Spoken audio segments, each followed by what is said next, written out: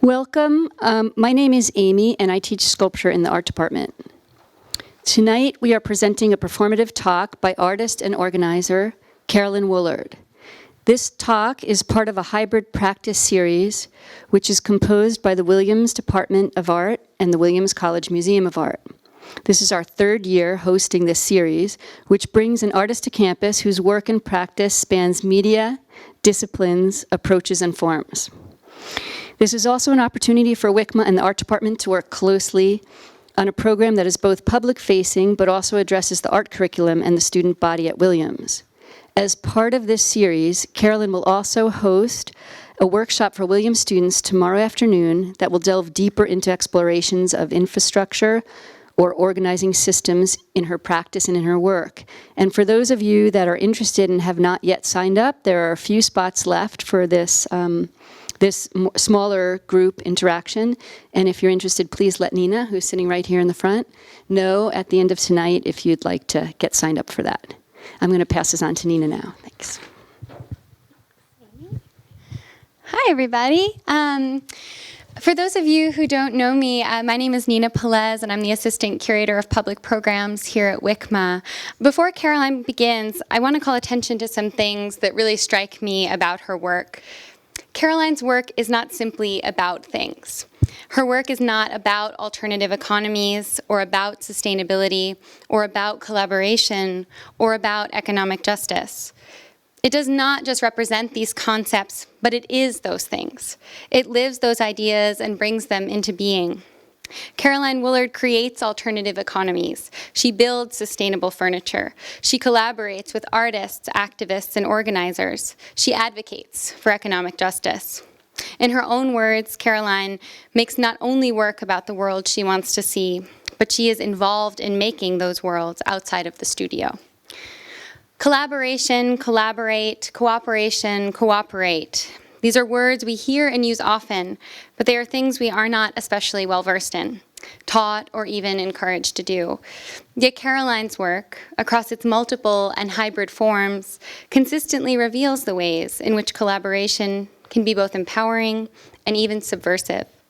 Her practice reveals how coming together can be a means of reimagining power structures and dismantling oppressive systems.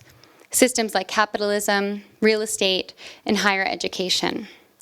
It helps us to see how solidarity in art and organizing, and also in our daily lives, can help us gain access to power and to freedom. And I wanted to bring Caroline here to Williams for many reasons, but especially because of this, because of the ways her work can help remind all of us, as students, makers, activists, and teachers, of our collective power, and encourage us to hope together and to heal together, to work and share with one another, to attend and to listen. With that, it's my absolute pleasure to introduce Carolyn Woolard. Thank you so much for having me. Especially thank you to Nina and Amy for coordinating and organizing this. So this talk is about circulation. It's about the ways that the objects and projects that we make can be aligned with the systems that they move through. So many of you make paintings or sculptures or performances, different kinds of projects. And in this talk, I'll ask you to think about how the spaces that those paintings and sculptures and performances and the systems that they rely on, whether it's an art store, a gallery, or a school, could be connected to the values that the work espouses. But to begin, I wanted to do an eye stretch, recognizing that we need to look at many distances in order to be artists. So I'll ask you to just focus on this blue square. And now let's take a few breaths to focus intently on this 2 foot by 2 foot blue square. Train your eyes to it. Notice the corners, the sides. And now think about a different color and watch what happens.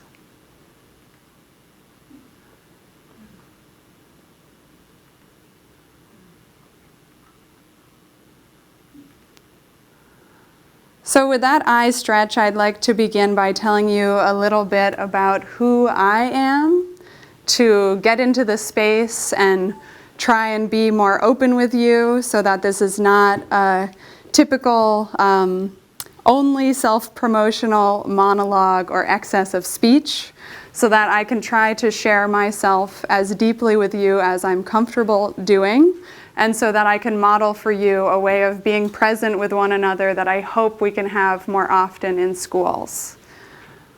So to do that, I need to walk. So I wanted to share today that for me it was very unusual to become an artist. My dad was the first person to go to college in our family. He grew up as a tobacco farmer in North Carolina, thinking that he would do anything possible to get out of this agricultural working class family and go to college. And he was drafted in Vietnam and eventually, as a conscientious objector, became a medic and then was able to go to school. And when I told him that I wanted to go to art school, it seemed like one of the worst things I could have said. And he just couldn't understand why I wouldn't want to be a lawyer or a doctor or someone still dedicated to justice or peace, but in a profession that he thought would help me support him when he was old. And I said, no, I want to be an artist.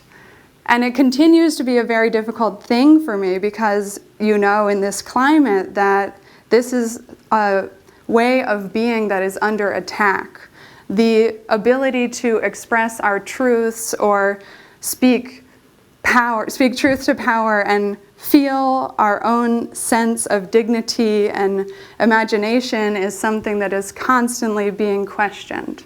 And so as I give this talk, I just wanted to start with that vulnerable space to put this out there and say also that I was never someone who wanted to be on stage. I was never someone who wanted to have lots of people listen to me.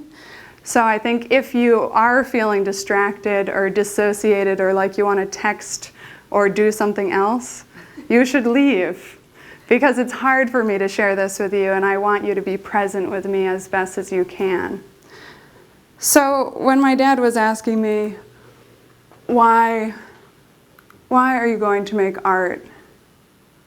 And I said, because this is who I am. I believe that art is a lie that tells the truth, as Picasso says, or art is something that changes the world in order to allow itself to exist. Art is a way to make meaning of complexity around us. It's a way to be our whole selves. It's a way to communicate without words that I think we all need desperately. How can we make a future that we have not imagined, drawn, debated, refined, tried, and still desired? Again, how can we make a future that we have not imagined, drawn, debated, refined, tried, and still desired? So if you're in a position like I am, which might be from your family or your friends, or potentially because you want to advocate for this space that you cherish like I do, I like to make this list because we all inevitably become arts advocates. So maybe, as I do, you make art to learn how to look and how to listen, to shape perception. Many people say policy follows perception. Or to build community, to refine craft, to connect disciplines, to experience growth and mastery, the humility of a tactile craft, to communicate without words, to be your whole self, or to speak truth. So those are some things that ground me in this space. I'm thinking about making space for art and what it means to be vulnerable together, and to tell my father, who now is very proud of me, and all of you, that you should be proud to be on this path. And let's hope that this is a project that we're in together, that we will have to defend, but we can do that and we will persist. So I'll talk to you about my approach, which after a decade out of school, I'm now 33, I've realized can be organized into projects, institutions, and practices. And I'm going to time myself so that we have time for the Q&A. And before I start talking, I like to take a vote. So I'll explain what each of these topics are, and then we are going to do, we'll see, it might be majority rules, it really depends on the vote, but you can only vote once and only for one of these. So let me explain them first. I could focus on projects, institutions, and practices by talking about the process, the technique, and the craft, how did I do this? Or I could talk about my feeling, this space of vulnerability that I tried to open up. What was it like to live through this project? What else was going on? Or I could talk about the economies, the gift-giving, cash, and barter that made these projects possible. And if you're undecided or you don't care, it's fine. You can be in the last group and you won't have to raise your hand. So this is what we're going to talk about. But first I want to take the vote. So if you want me to focus on process, raise your hand and keep it up so I can see it. Okay. 1, 2, 3, 4, 5, 6, 7, 8, 9, 10, 11, 12. Okay, someone will remember that. 12. What about living through it, feeling? 12.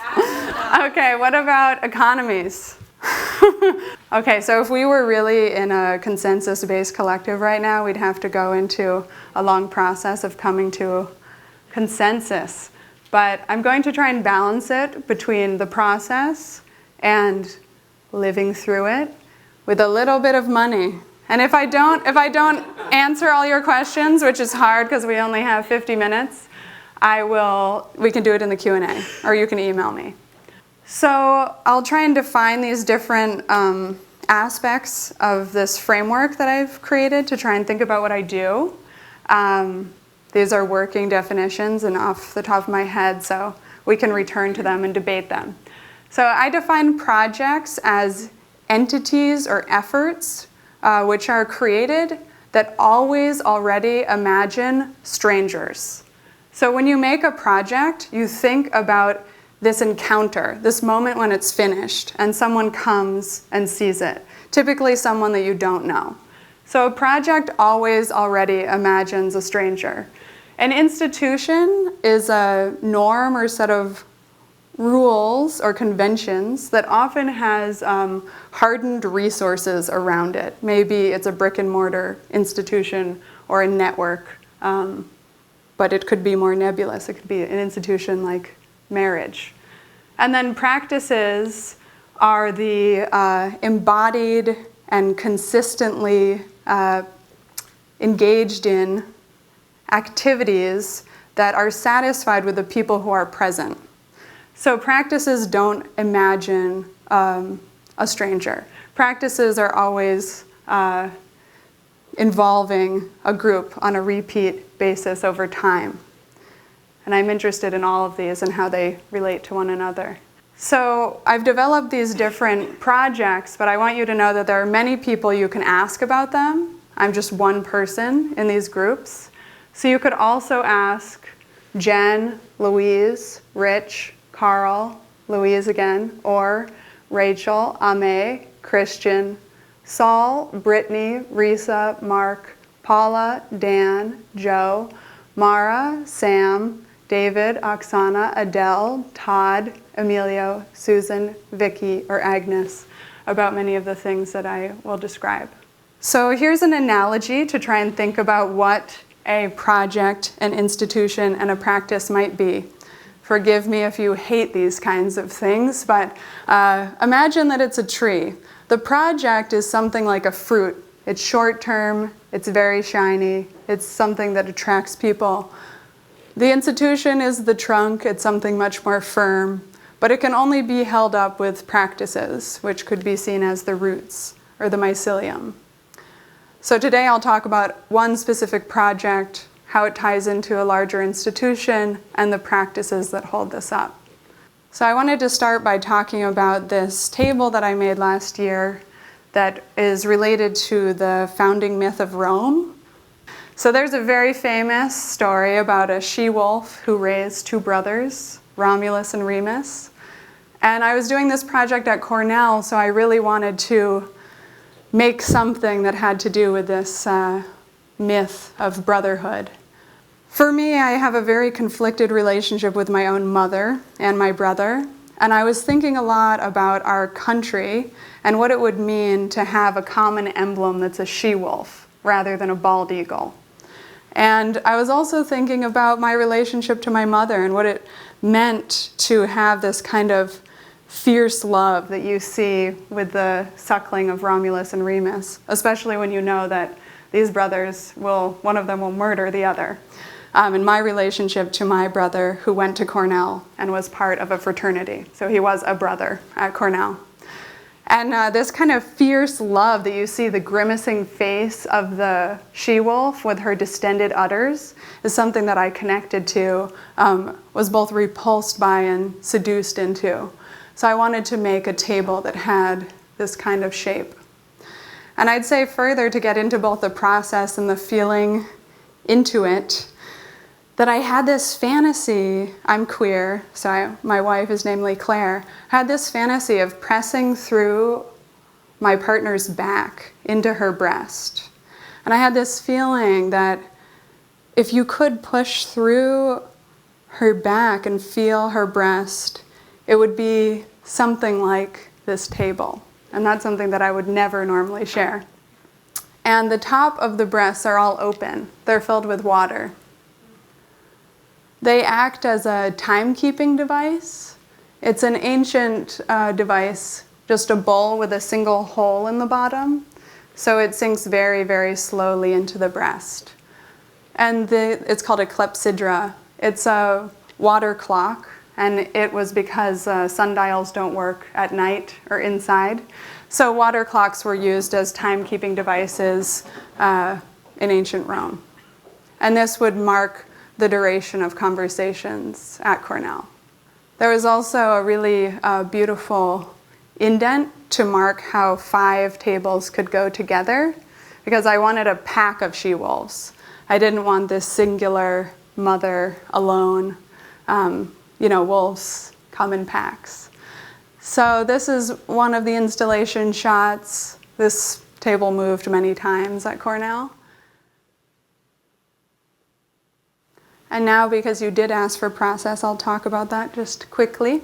So Cornell invited me. For the money people, I think the budget was $20,000, the largest budget I'd ever had at that point. And I wanted to think about this classical motif, the way space is organized, both social life and space on campus are often drawn. You have columns here. There's this classical motif that goes on in college campuses. So this was the rendering that I made to think about how this might work.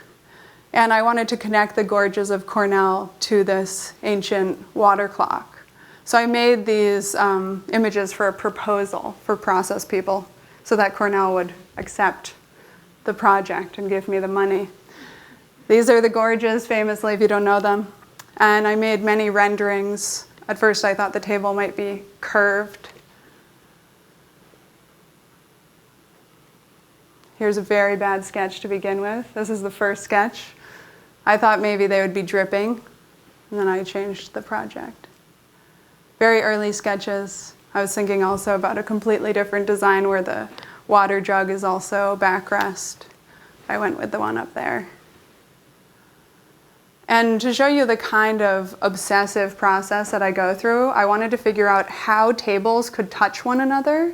And so I made over 500 variations, looking at the way that different geometry could be connected to be a pack of wolves, essentially. So I had to think about how the boards would fit together, and I looked at every single geometric shape that might possibly come together to form a table. And then I thought, would I ever want a table that looks like this or that or that? And I thought, no. And I wouldn't want any of those either. Very awkward corner. The corner would be like, yeah, not something you want pointing out, jutting out at you. So in the end, I made all of these studies and decided, no, I don't want this, just so you see the process. And I thought about making one side slightly curved so that the she-wolf could stand on her own, but would also look hopefully beautiful in a pack. But that looked very strange to me, so I made this rendering and decided against it. Finally, this was the design that I sent to the fabricator and also sent to Cornell so that they would feel good about this budget. Just so you see, technical drawings are always part of the process. If you're doing large-scale public art, it tends to be that you get the budget, you make a proposal, it's approved, you move into the technical drawings. And then to honor the laborers who put so much time into it, I wanted to mention that Stephanie Owens, the curator, and Erin Lee Emerson, her assistant, worked for months to make this happen. The wooden stools that you saw stack up to form a wooden column. Those were made by this neighbor of mine in Brooklyn. They're called the American Wood Column Company. They've been there for generations. And I'd say each section costs about $200 that I paid them. So there's no intern labor in here. There's no, it's very well paid, high craft work that I wanted to respect with the budget that I had. The legs were made by Ian McMahon, who makes large scale installations, and he lives somewhat near Cornell. This was the technical drawing that he got for me. This is what he did. Welding everything up, making jigs. And Malin Huston is an amazing woodworker. He got the technical drawings for me, which are very difficult to produce. Got all the wood, planed it down, glued it up, planed it down, routed it out, cut the notches perfectly, finished the cherry wood slabs. The ceramics work is by Alex Zablocki. This was the technical drawing. He made a test for me, fired it. It's custom stoneware that's been dyed. And the face of the she-wolf has a welded rod. That's by my friend Julia Murray, who's a journeyman at Local 40. So she builds the bridges of New York. And the mirror I hand mirrored and made the frame for. So because I'm always interested in refined and harder to make object and a more open source object, I'm also developing an open source version of the stacking column. So this is me working on it at a makerspace that has a CNC router in Milan.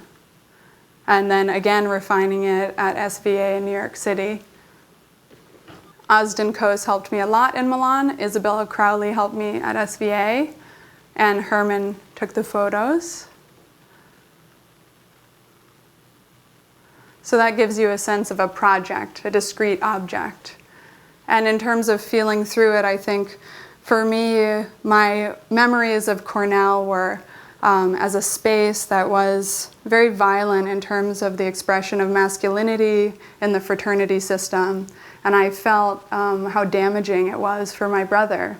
And I really wanted to hold that nuance, like the grimacing, fierce love of the she-wolf, the potential for brotherhood, but the danger in this space.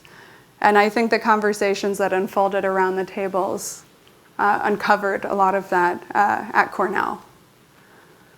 So if that's the kind of project that I'm interested in, something that imagines a stranger that has a final encounter once it's done, what kinds of institutions might be related to it? Well, as we know, institutions are also these norms that we might share. For example, not to touch even a Lawrence Weiner, which is wall text, many of you might know. Please do not touch the artworks. Oil and salts on your hands can damage metal, marble, and wood. Many of the pieces in this gallery are not behind glass, and even the gentlest touch can be damaging. So while we know this is true for many artworks, a lot of the projects that I'm interested in are interactive, welcome you into the gallery, and are not following these conventions. So I wanted to move into talking about this space that we're in together and what it means to think about the lecture as a mode of encounter with visual art.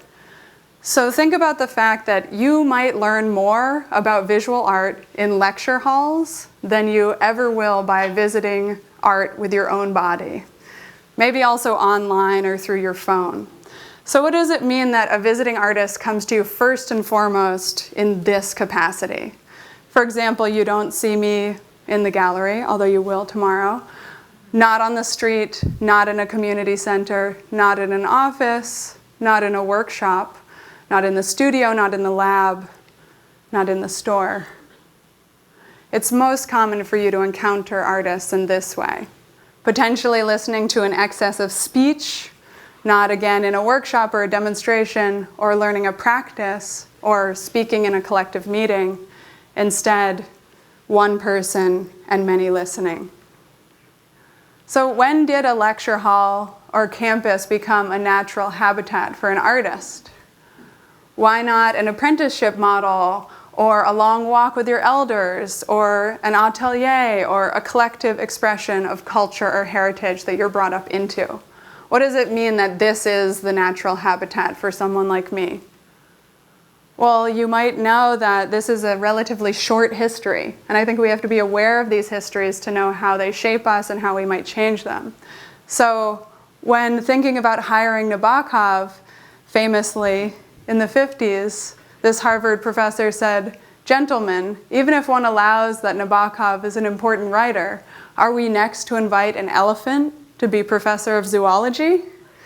So there's this idea that simply because I make art, why would I be able to teach it? What does it mean that we find ourselves on campuses as artists? And additionally, you're looking at slides rather than the work itself, a print of the work, or practices that make the work. You're not required to visit my work in advance, so you have to believe me. If we were in an earlier moment, I would be handing out prints and you would finally receive the image much later.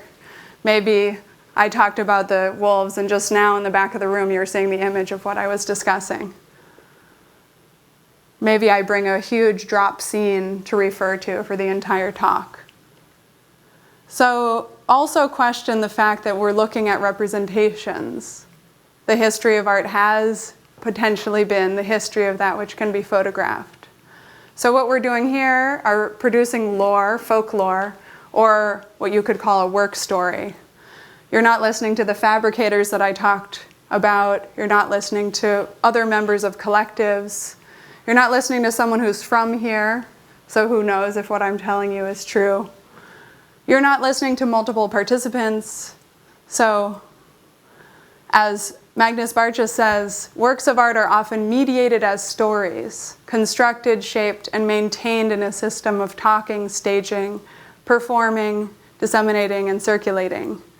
So be wary of the lecture as a format, as a way of thinking, as a way of knowing art. And be aware of the history and limits of the norms, laws, and institutions that govern you and that govern and produce your imagination. What institutions would I want to support? Which institutions do I want to reimagine?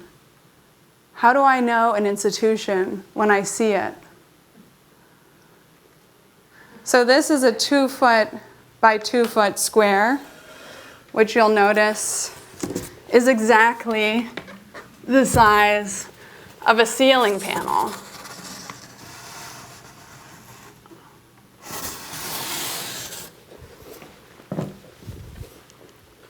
And I've been thinking a lot about ceiling panels.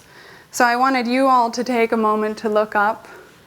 When I was invited to give this lecture, I said, well, Nina and Amy, why don't you look up over your head? Is there a ceiling panel there? And we were on the phone and they laughed and they were like, yeah, actually there is. And I was like, that's perfect because I've been wanting to make a project about ceilings, especially these ceiling tiles, for a long time.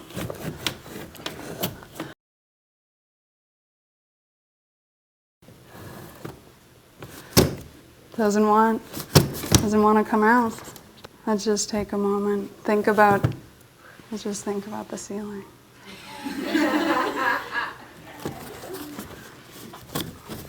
All right.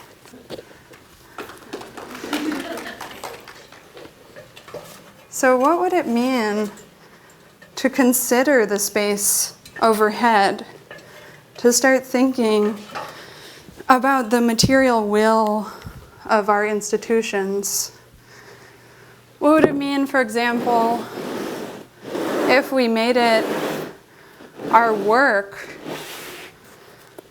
to create institutions? I started thinking about this and wanting to make books, sculptures,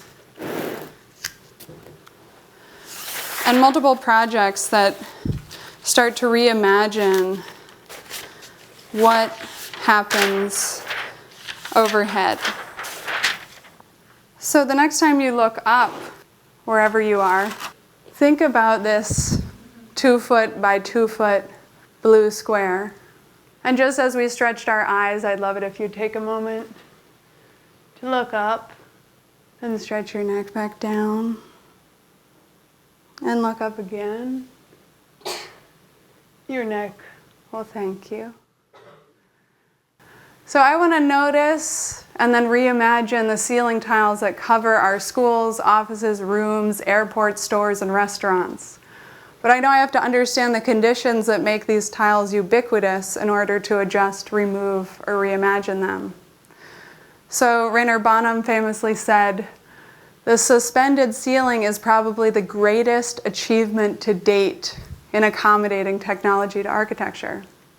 Barham Koolhaas came back and said, "The ceiling used to be a decorative, a symbolic plane, a place invested with intense iconography. Now it has become an entire factory of equipment that enables us to exist, a space so deep that it begins to compete with the architecture.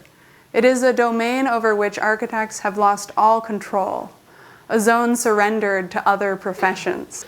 And so you may know this famous work at the Venice Biennial of Architecture where he suspended this ceiling tile panel over this, what you might say, beautiful ceiling to compare two expressions of the space overhead.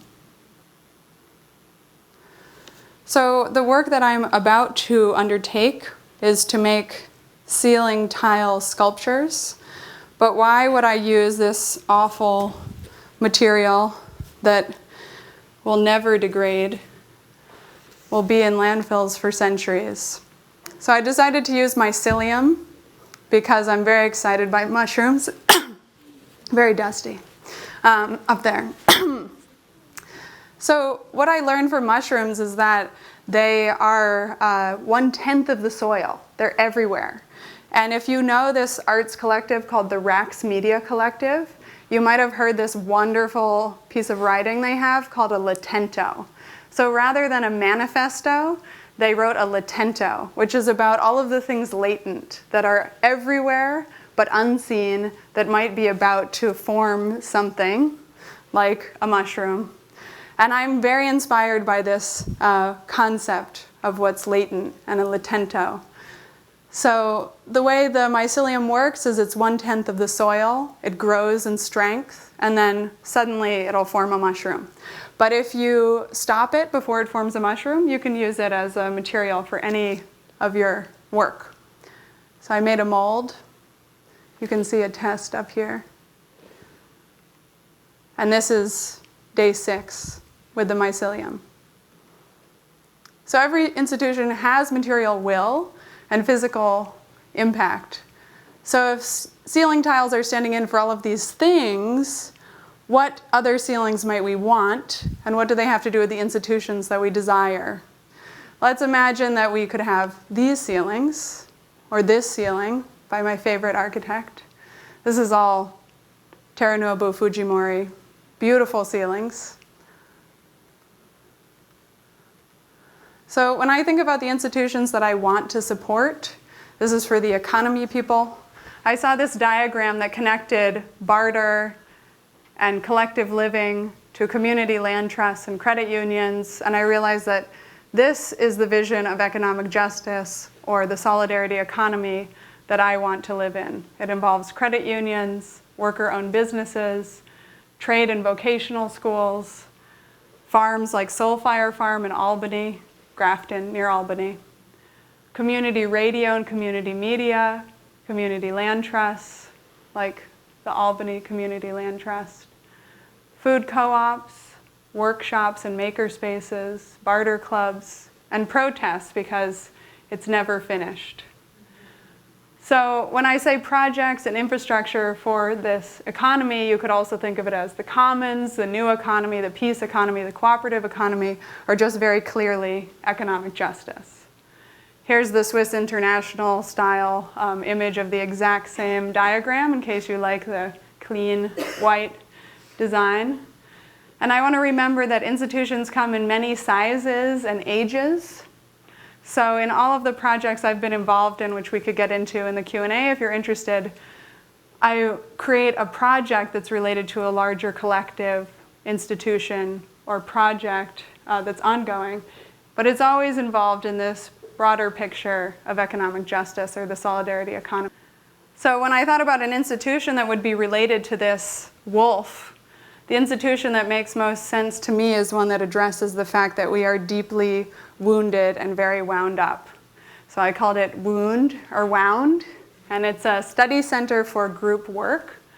And this is where I think the column furniture lives more happily because it's a project which is part of an ongoing effort that is connected to its goals. So in it, you can learn techniques like threeing, which I'll get into, or self-defense tactics, like Sean Leonardo's I Can't Breathe performance workshop. You can learn about nonverbal techniques for communication, as well as what they call analogy mapping from Kenneth Bailey and Judith Lehman. And you can study these tools when you're not in a workshop in the space. For those of you interested in process, again, to get a budget from Cooper Union with curator Stamatina Gregory, I made renderings. I received the budget. I'd say the budget was again something like $20,000 or $30,000, but we paid all of the artist facilitators and built all of that furniture again. It involved a lot of spreadsheets like this. It involved making a website and a facilitator guide for the librarians who staffed the study center. And this is for the process people. We can get into all of these documents and spreadsheets if you want. And then what practices would be tied to these institutions? Well, for me, something like threeing should be used in all classrooms. So I'll describe, unfortunately, this is not the politician, this is an artist. His name's Paul Ryan, and he developed this over decades. So this is how it works. If you're in firstness, which is yellow, you are a person, this happens in every meeting, and you will eventually be in all positions, but you might find yourself more comfortably in one or the other. So you learn to move from each. So if you're in firstness, which is yellow, it means that you tend to speak first. You have a new idea or a proposal. Let's make this thing. Let's go outside. That's firstness. That's yellow. If you're in secondness, you tend to respond to firstness or react to firstness. So you say, no, let's not make that. Or yes, let's make it, but let's make it smaller. Or no, let's not go outside. And if you're in thirdness, you tend to be a mediator. You tend to move between firstness and secondness and say, you're actually having this conversation about your relationship, or you always have this fight before lunch, or you have different positions. One of you is a modernist and the other one is coming from a completely different perspective.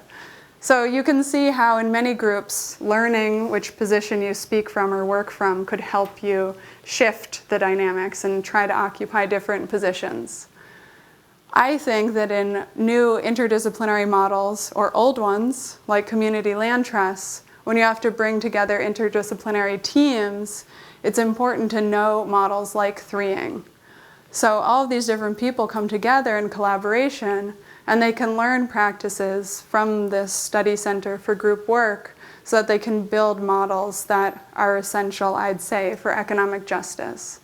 And I think art is a space where many of these models are being developed and already exist. So I see art as a mode of inquiry, as expression and celebration, but also as pedagogy and organizing and research, forms of knowledge, and as practice.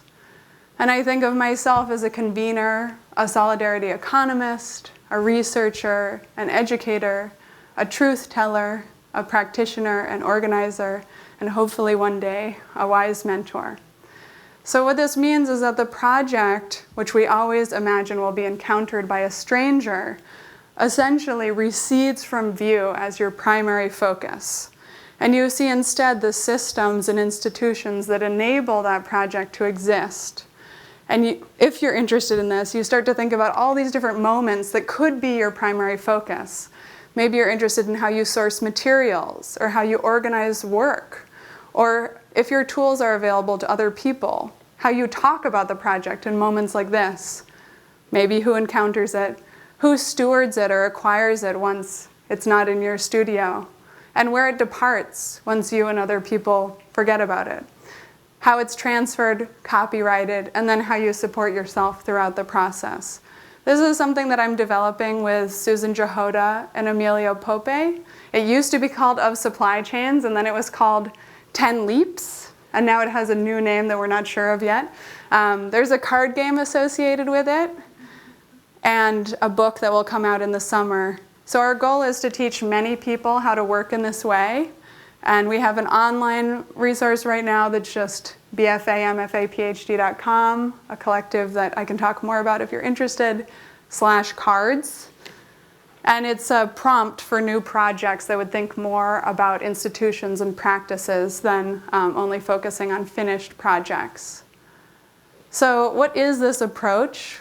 It's thinking, yes, still about the always already finished project that gets encountered by a stranger, but knowing the institutions that that project has to move through and hoping that they can be more aligned with the values of the project itself, and realizing that it's our daily practices that allow us to do any of this. So they should be investigated with as much rigor as the other two. If you want to think about this as a growing movement, in the Q&A we can talk about all of the groups I know that are doing work around these different phases of what we call the life cycle. We can return to this.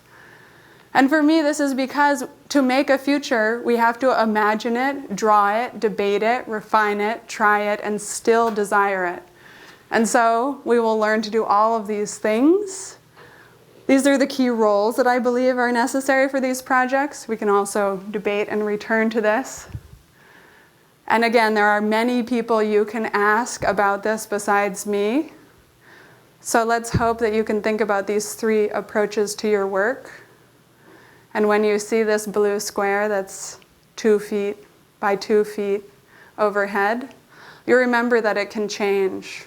Thank you.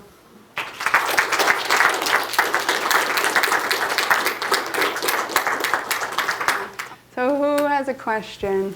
I was wondering if you had an understanding of your work in relationship to design, i.e., my work is art because of this, and it differs from design in this way. I was wondering if you could talk a little bit about your work. Sure, yeah, thank you.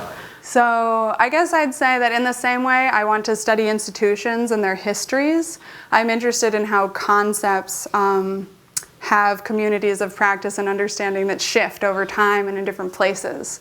So, for example, the term design has a very different meaning and community in the United States than it does in other countries. So from a young age, my mom's a design historian, I had no problem thinking that a functional object could ask us to respond critically. I never felt that something which was craft or design or culture broadly was any less capable of evoking a space for reflection than fine art. So sure, absolutely. I look a lot at speculative design and critical design. If you're interested in those fields, genres, there's 2 designers, Anthony Dunn and Fiona Raby, that wrote a book that a lot of people read about critical design. Yeah, and I think I move fluidly between the 2 spheres that tend to be divided in the United States. But I know that if I were in other countries like the UK, where design and art education was not splintered in the way that it was historically in the US, that I wouldn't have to defend myself so rigorously. So for example, on my website I say I'm an artist, honestly because there's a lot of fear, I think, in the visual art, conceptual art community about what it means to be in service of someone else or a function. And unfortunately, there isn't as much cross-pollination as there should be, I think. So if you look at this emerging field of service design and then compare it to socially engaged art, there's so much overlap and so much that the two can teach one another, also in their failings. But that's not a common conversation. So I look at both, and I also teach design and art. I teach at SVA and MFA Fine Art, and I teach integrated design at the New School. So I'm doing both. I'm making service design touch point matrix maps at the same time as I'm doing the open-ended critique. So, yeah. Thanks. Right now I'm working with some glass blowers about the history of the @ symbol. You can trace the @ symbol back to the amphora. I became very obsessed with this transmutation from an object or a vessel to this ubiquitous virtual shape. So we're making blow molds that are replicas of that shape. We're also making garments for the glass blowers. So this is a Kevlar garment that holds the glass.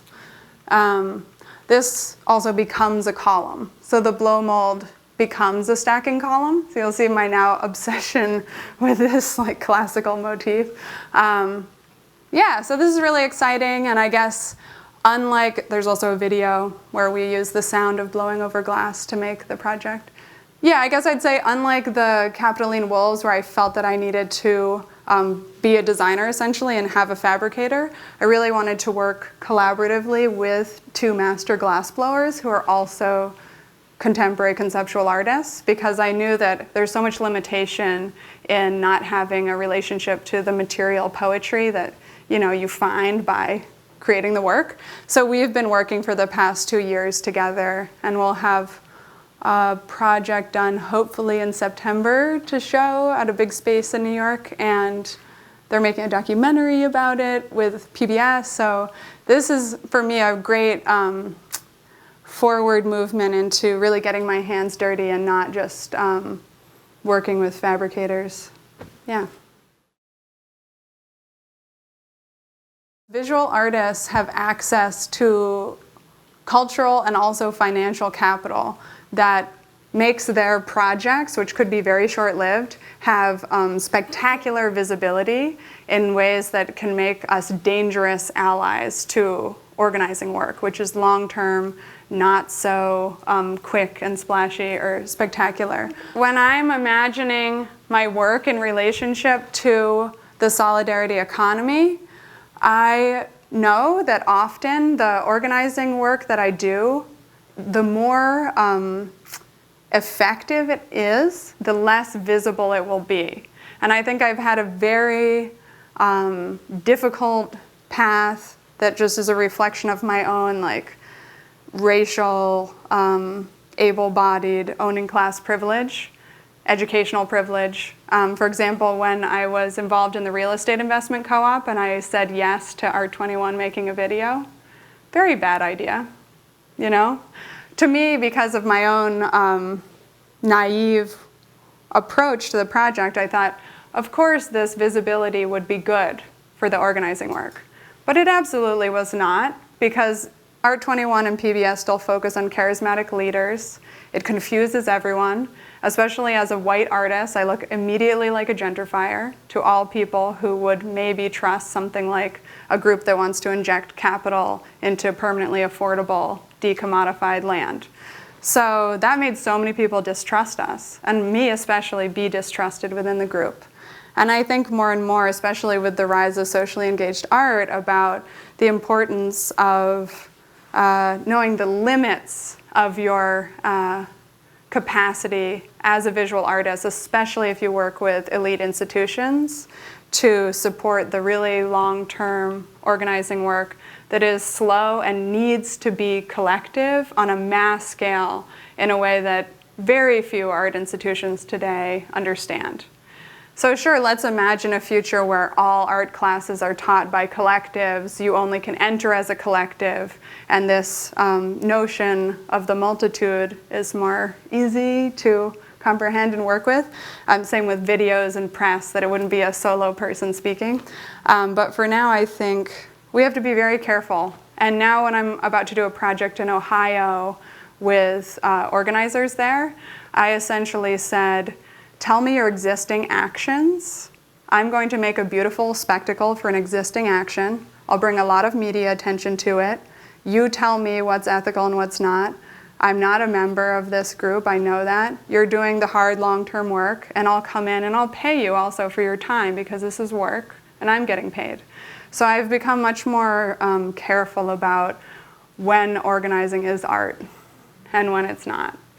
Yeah, thinking more about organizing work as separate from the very well-funded and very visible, institutionally supported, socially engaged art.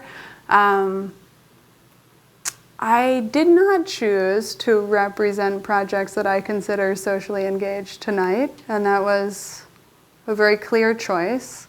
I showed the study center, which is a space that you could call, I call myself the director of it, you could say I was a curator. I brought these different facilitators together. The Cornell project, I focused on an object rather than the experiences. I showed no photographs of people except the curator, loving each other around the table. So I stay away from those representations of what I call high fives and hot dogs, where there's this hope, there's this imagined community that's created by an outsider who parachutes in. Not interested in that. In terms of being absent, I don't think that I'm absent from this work at all, but I do think it's good to be skeptical of the lecture format. So if this is a meta lecture about my work, then I agree that I'm slightly absent and that I'm not performing the typical slide lecture. But I feel very present in always questioning the performance that we're involved in. Yeah. Many artists are invited into institutions, and the idea is that they would critique the institution, but it ends up maybe being a high five with the institution. So how do you avoid that or work with that or change it? Yeah, I guess I'd say that I went to art school with a lot of artists who identified themselves as conceptual artists and involved in institutional critique, Andrea Fraser, Hans Hacke. So what I saw in their work was this very easy relationship to power, I felt. It was important historically that that happened, but the critique was so limited in my mind because they were invited in, and therefore the change would never be structural. It would be like, we know, but we won't change, really. Or the change will come so slowly. This is a representation of our politics, but we don't, who knows if it'll actually change the hiring practices. So that's why I'm really interested in building alternative institutions, para-institutions, you could call them lots of things. So I've been involved in making barter networks and barter-based learning platforms.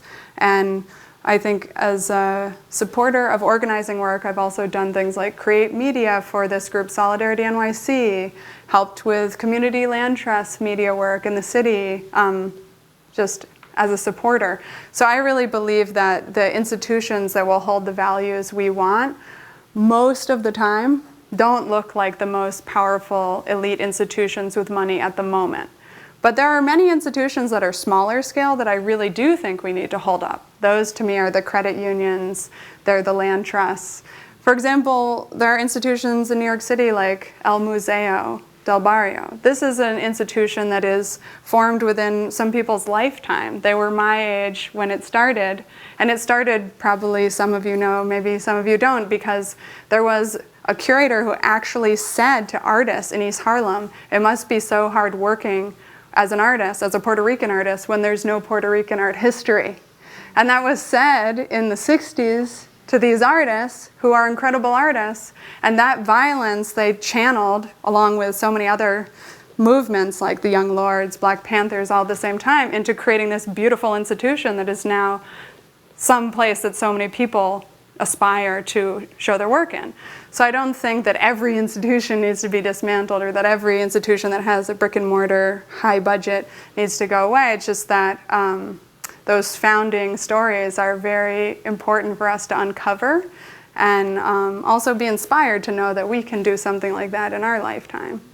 Yeah, so I would rather support those legacies that we're aligned with and then work outside of the institutions that don't feel aligned with our values.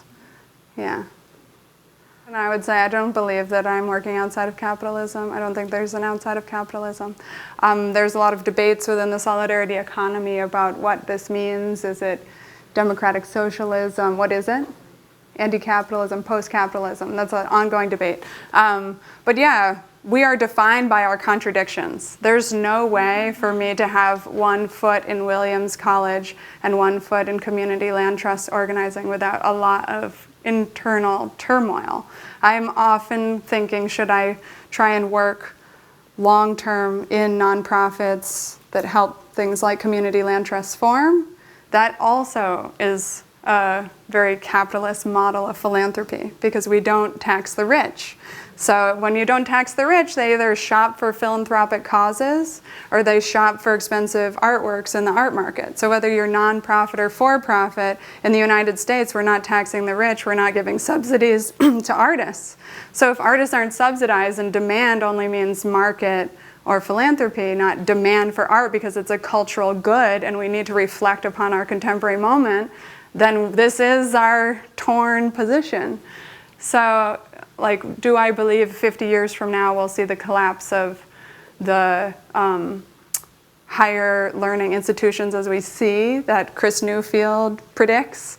I don't know. Like, I think that we need to create a lot of institutions for solidarity to imagine ourselves as subjects outside of these conditions. But right now, this is schools, universities, and colleges still are bastions of hope for rigorous thought and debate and history, archiving. So yes, I want to be in spaces like this where we can have in-depth dialogue, but I also want to make sure that those conversations can happen in spaces where people don't have access or couldn't imagine themselves in art schools. So this is a constant tearing. And I'm always reminded of my collaborator, Jen Abrams, who just would never go in this path of circulation. She would never try to be involved in organizations like Creative Time or Williams College. She would never be an adjunct. She would never do these things. Instead, her path is the oldest all-women and trans theater space, Wow Cafe Theater. She makes work there for the women there, with the women there permanently. And she just would never even have the kind of ambition or grandiose fantasies that I have that allow me to be in this space of critique. You know, she would never even write this book that I'm writing because you just know it. You don't need, there's no lesson plans, you know? It's an apprenticeship model. It's a model of culture and living. So absolutely, those tensions are there, and it's very professionalized and conservative in that it wants to conserve resources, and that vision that I'm participating in cannot be that radical. I think it can do some things, and especially in this political moment, we have to hold on to these institutions like this college and university as a space for research and truth. But yeah, it's an ongoing tension. Yeah, thank you so much.